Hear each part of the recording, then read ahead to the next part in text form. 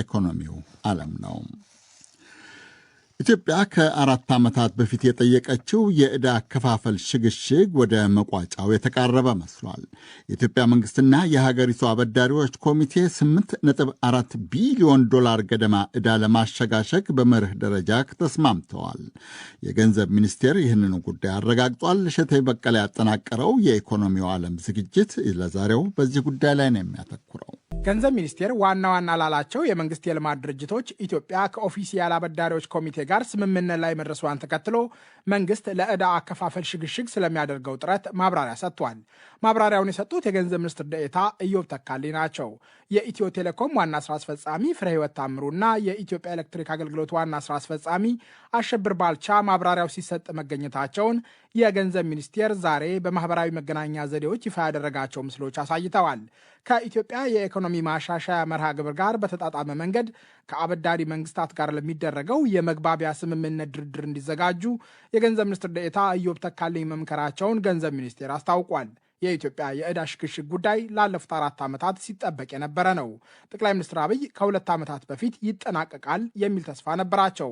ኢትዮጵያ በ2014 ብቻ $1.7 ቢሊዮን ዕዳ ከፍላለች። የዕዳው መጠንና የመክፈያ ጊዜ መደራረብ ሀገሪቱን ከፍተኛ ጫና ውስጥ ጥሏታል። አብይ በመጋቢት 2015 እንዲህ ብለው ነበር። ጥሩ ጅማሮች አሉ። እነሱን አጠናክረን በሚቀጥሉ 6-7 ወራት ተስፋ የምናደርጋቸው መሸጋሸጎች አሉ። በዚያ እየቀነሰ እንደምንሄድ ተስፋ ይደረጋል። አብይ ተስፋ ያደረጉበት የዕዳ ሽግሽግ ግን በጠቀሱት ጊዜ ውስጥ አልተከናወነም። ቢያንስ በመርህ ደረጃ ከኢትዮጵያ የአበዳሪዎች ኮሚቴ ጋር ከስምምነት ለመድረስ መንግስታቸው 2 ዓመታት መጠበቅ ነበረበት። ጠቅላይ ሚኒስትሩ ባለፈው ሳምንት በዚያው በህዝብ ተወካዮች ምክር ቤት ማብራሪያ ሲሰጡ የኢትዮጵያን የዕዳ ጫና በማቃለል ረገድ አዎንታዊ ተጽዕኖ የሚያመጣ ለውጥ መኖሩን ተናግረዋል። ከዘንድሮ የማክሮ ኢኮኖሚ ማሻሻያ ጋር ተያይዞ የዕዳ ሽግሽግ ለማካሄድ ባለፉት ወራት ስንደራደር ቆይተናል። አሁን ወደ መቋጫው ደርሷል። በዚያም የዕዳ ሽግሽግ ኢትዮጵያ $3.5 ቢሊዮን ገደማ ገንዘብ ሴቭ አድርጋለች። ኢትዮጵያ የ8.4 ቢሊዮን የዕዳ አከፋፈል ሽግሽግ ለማድረግ ከኦፊሲያል አበዳሪዎች ኮሚቴ ጋር በመርህ ደረጃ ከስምምነት ላይ መድረሷን ገንዘብ ሚኒስቴር ባለፈው አርብ አስታውቋል። የገንዘብ ሚኒስትሩ አቶ አህመድ ሺዴ ስምምነቱ ኢኮኖሚውን ለማረጋጋት መንግስታቸው በሚያደርገው ጥረት ትልቅ ምዕራፍ እንደሆነ ተስፋ አላቸው። በሰኔ 2016 የኢትዮጵያ የሀገር ውስጥና የውጭ ዕዳ በአጠቃላይ $66.8 ቢሊዮን መድረሱን የገንዘብ ሚኒስቴር ሰነድ ያሳያል። ከዚህ ውስጥ $29 ቢሊዮን ገደማ የሚሆነው የውጭ ዕዳ ነው። ገንዘብ ሚኒስቴር ባለፈው ጥር ይፋ ባደረገው ሰነድ መሰረት 52 በመቶ የዓለም አቀፍ ተቋማት፣ 28.3 በመቶ የመንግስታት፣ የተቀረው ደግሞ የግል አበዳሪዎች ድርሻ ነው። የዓለም ባንክ ይፋ ያደረገው ሰነድ በአንጻሩ በጎርጎሮሳዊው 2023 የኢትዮጵያ አጠቃላይ የውጭ ዕዳ ክምችት $33 ቢሊዮን ገደማ መድረሱን አሳይቷል። ይህ አሃዝ በገንዘብ ሚኒስቴር ከተጠቀሰው በ4 ቢሊዮን ገደማ ከፍ ያለ ነው። በሰነዱ መሰረት ኢትዮጵያ ዓለም ባንክና የአፍሪካ ልማት ባንክን ከመሳሰሉ ዓለም አቀፍ ተቋማት የተበደረችው $14 ቢሊዮን ከውጭ ዕዳዋ ወደ 48 በመቶ ድርሻ ይይዛል። ከምዕራባውያንና ቻይናን ከመሳሰሉ ሀገራት የተበደረችው ከውጭ ዕዳዋ 35 በመቶ ገደማ ድርሻ አለው። ከፍተኛ የኢኮኖሚ ጉዳዮች አማካሪ የሆኑት ዶክተር ቀለቤሳ መገርሳ እንደሚሉት ኢትዮጵያ ከዓለም አቀፍ ተቋማት የተበደረችው ገንዘብ የሚከፈልበት ወለድ ዝቅ ያለ ከመሆኑም ባሻገር የልማት ድርጅቶች በመሆናቸው አከፋፈሉን በተመለከተ መደራደር ይቻላል። ይሁንና ኢትዮጵያ ከመንግስታት የተበደረችው በአንጻራዊነት ከፍ ያለ ወለድ የሚከፈልበትና ጥብቅ የመክፈያ ጊዜ ያለው በመሆኑ አስቸጋሪ ነው። የምዕራባውያን ጠቅለል ብሎ የፓሪስ ክለብ ይባላሉ። የነሱ እንግዲህ አሁን ባለንበት ደረጃ ትንሽ ነው፣ ግን ቻይና ወይንም የገልፍ ኢመርጂንግ ሀገራት ወዘተርፈ እንደማለት ነው። ወደ $8 ቢሊዮን አካባቢ ነው። በጠቅላላው ከኦፊሻል ባይላተራል ሀገራት ጋር ወደ $9 ቢሊዮን አለ። እንዲሁም ደግሞ ከግላዊ ድርጅቶች መንግስታዊ ያልሆኑ ደግሞ ወደ $5 ቢሊዮን አለ። ይሄ ነው ብዙ ጊዜ አስቸጋሪ የሚሆነው። አንደኛ ኢንተረስት ሬቱ ከፍ ያለ ነው። ሁለተኛ ደግሞ ስትሪክት የሆኑ የመክፈያ ጊዜያት አሉ እና ኢትዮጵያ ከነበረባት የውጭ ምንዛሬ ችግር አንጻር ይህንን ለመክፈል የተቸገረችበት ሁኔታ አለ። ኢትዮጵያ በመርህ ደረጃ ከስምምነት የደረሰችበት የዕዳ ሽግሽግ በቀጥታ የሚመለከተው ከመንግስታት የተበደረችውን ነው። ቻይናን ጨምሮ የኢትዮጵያ አበዳሪ መንግስታት ለጠቅላይ ሚኒስትር አብይ አህመድ መንግስት ጊዜያዊ የዕዳ ክፍያ እፎይታ ሰጥተዋል። ኢትዮጵያና የአበዳሪዎች ኮሚቴ በመርህ ደረጃ የደረሱበት ስምምነት በመግባቢያ ስምምነት የበለጠ ተብራርቶ መደበኛ እንደሚሆን የገንዘብ ሚኒስቴር አስታውቋል። ተግባራዊ የሚሆነው ከእያንዳንዱ የአበዳሪዎች ኮሚቴ አባላት ጋር በሚፈጸም የሁለትዮሽ ስምምነት ይሆናል። ይህ ኢትዮጵያ ለ4 ዓመታት ገደማ የጠበቀችው የዕዳ አከፋፈል ሽግሽግ በተጨባጭ ተግባራዊ እንዲሆን ምን ያክል ጊዜ ሊወስድ ይችላል የሚል ጥያቄ የሚያጭር ነው። በእርግጠኝነት መናገር አይቻልም፣ ግን በጣም ፖዚቲቭ ነው ብለን ማየት እንችላለን። በፓሪስ ክለብ በኩል ያሉትም እንዲሁም ነን ፓሪስ ክለብ የሆኑትም ጋር ጥሩ መናበብ አለ። ለምሳሌ ይህን ኮሚቴ የሚመሩት ፈረንሳይና ቻይና ናቸው። ሁለቱም ጋር በጣም ጥሩ ፍላጎት አለ ኢትዮጵያን ለመርዳት ማለት ነው። ኢትዮጵያ ሰስቴነብል የሆነ ዕዳ የመክፈል አቅም እንድትደርስ ማለት ነው። አንደኛ ነገር ያው ለራሳቸውም ጥቅም ነው። ገንዘቡ እንዲከፈልላቸው የሚፈልጉ ከሆነ አገሪቱ ለመክፈል የምትችልበት ደረጃ ላይ እንድትደርስ ማድረግ ይኖርባቸዋል ማለት ነው። ከዛ በተጨማሪም ኢንተርናሽናል ኮሚትመንት አላቸው እና ከዛም ጋር ተያይዞ በጣም ይፈልጋል ይሄ ነገር ሰክሲድ እንዲያደርግ ማለት ነው። ኢትዮጵያና የአበዳሪዎች ኮሚቴ የተስማሙበት የዕዳ አከፋፈል ማሻሻያ ዓለም አቀፉ የገንዘብ ድርጅት $3.4 ቢሊዮን ብድር ከሰጠበት የተራዘመ የብድር አቅርቦት መርሃ ግብር ጋር የተያያዘ ነው። በአይኤምኤፍ መርሃ ግብር ማዕቀፍ ኢትዮጵያ የተራዘመ የብድር አቅርቦት ስራ ላይ በሚቆይበት ጊዜ መክፈል የሚጠበቅባትን $3.5 ቢሊዮን የዕዳ ክፍያ የሚቀንስላት ድርድር ከውጭ አበዳሪዎቿ ጋር ታካሂዳለች።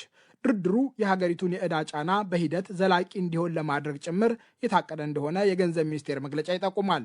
በመግለጫው መሰረት ከአበዳሪዎች ኮሚቴ ጋር የተደረሰው ስምምነት በጎርጎሮሳዊው አቆጣጠር ከ2023 እስከ 2028 ባሉት ዓመታት ለኢትዮጵያ $2.5 ቢሊዮን ገደማ የዕዳ ክፍያ እፎይታ ይሰጣል። የተወሰኑ አከራካሪ ሁኔታዎች መፈጠራቸው አይቀርም። ለምሳሌ የኢትዮጵያ መንግስት የተወሰነው ፓርቱ እንዲሰረዝለት ሊፈልግ ይችላል። ኢንተረስት ሬቱ እንዲቀነስለት ይፈልጋል። የሚከፍልበት ጊዜ ደግሞ አበዳሪዎቹ ከሚፈልጉት የበለጠ በጣም እንዲራዘምለት ይፈልጋል ማለት ነው እና እነዚህ ቴክኒካል ነገሮች ናቸው እና ስምምነት ላይ ለመድረስ ጊዜ ይወስዳሉ። በቡድን 20 የጋራ ማዕቀፍ በኩል እንደ ቻድ ኢትዮጵያ የዕዳ አከፋፈል ማሻሻያ እንዲደረግላት ጥያቄ ያቀረበችው ጥር 26 ቀን 2013 ነበር።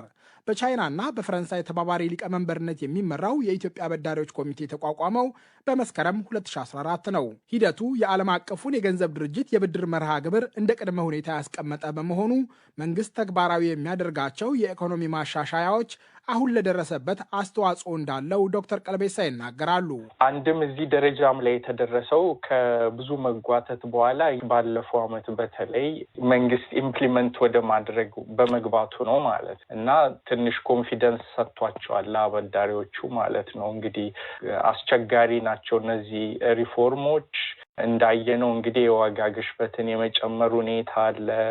አንዳንድ ጊዜም ደግሞ ያው ህዝብን ትንሽ የአስቸጋሪ ኢኮኖሚ ሁኔታ ውስጥ ሊከቱ የሚችሉበት ሁኔታዎች አሉ። ድጎማዎች ምናምን በሚነሱበት ጊዜ፣ የዋጋ ግሽበት በሚጨምርበት ጊዜ ወዘተርፈ ማለት ነው። የብር መግዛት አቅም በሚዳከምበት ጊዜ እኚህን አስቸጋሪ ሃርድ ሪፎርሞች ስራ ላይ ወደ መዋል ገብቷል እና ኮንፊደንስ ሰጥቷቸዋል። ኢትዮጵያና የኦፊሲያል አበዳሪዎቿ የደረሱበት ስምምነት ከሌሎች የንግድ አበዳሪዎች በተለይም ከቦንድ ባለቤቶች ጋር የሚደረገውን ድርድር እንደሚደግፍ የገንዘብ ሚኒስቴር እምነቱን ገልጿል። የጠቅላይ ሚኒስትር አብይ አህመድ መንግስት ኢትዮጵያ በ2007 የሸጠችው ቦንድ ባለቤት ለሆኑ የግል አበዳሪዎች የሚከፍለውን ወለድ በታህሳስ 2016 አቁሟል። የአብይ መንግስት ዓለም አቀፉ የገንዘብ ድርጅትና የቦንድ ባለቤቶች ኢትዮጵያ የገጠማት የዕዳ ጫና የመክፈያ ጊዜ በማራዘም የሚፈታ የአጭር ጊዜ የገንዘብ እጥረት ወይስ የወሰደችውን ብድር ለመቀነስ የሚያስገድድ የመክፈል ችግር በሚለው ረገድ መሰረታዊ ልዩነቶች አሏቸው። በተለይ በኢትዮጵያና በቦንድ ባለቤቶች መካከል ያለው ልዩነት አሁን በተደረሰው ስምምነት ላይ ተጽዕኖ ቢኖረውም ሂደቱን ሙሉ በሙሉ ሊያደናቅፍ እንደማይችል ዶክተር ቀልቤሳ ያምናሉ። ተጽዕኖ ይኖረዋል፣ ግን ሙሉ ለሙሉ ያደናቅፋል ብዬ አላስብም። ምክንያቱም አንደኛ የተለያዩ ፖርትፎሊዮዎች ናቸው። ሁለተኛ ደግሞ ለነሱም ቢሆን ይሄ ይጠቅማቸዋል። አሁን አገሪቱ ተደራራቢ እዳዎች እና የመክፈያ ስኬጁሎች በሚደራረቡበት ጊዜ የመክፈል አቅሟ በጣም ይወርዳል ማለት ነው። ለነሱ በጣም ጥሩ ነው። ነገር ግን የፕራይቬት እዳም ከዚህ ጋር ተጠቃሎ ይታይ ቢባላቸው ኦፍኮርስ በጣም ደስ ይላቸዋል። ነገር ግን በተለምዶ ያለው አካሄድ እንደዛ አይደለም። አትሊስት አሁን ባለንበት ሁኔታ ማለት ነው። ከተወሰኑ ዓመታት በፊት የግል አበዳሪዎች በተለይ ኒዮ ሊበራል ፖሊሲን የፓሪስ ክለብ አበዳሪዎች በሚከተሉበት ጊዜና በራሳቸው መንግስታት ያላቸው ተሰሚነትም ከፍተኛ በነበረበት ጊዜ ይሄ የነበረበት ሁኔታ አለ። አሁን ግን እንደዛ አይደለም።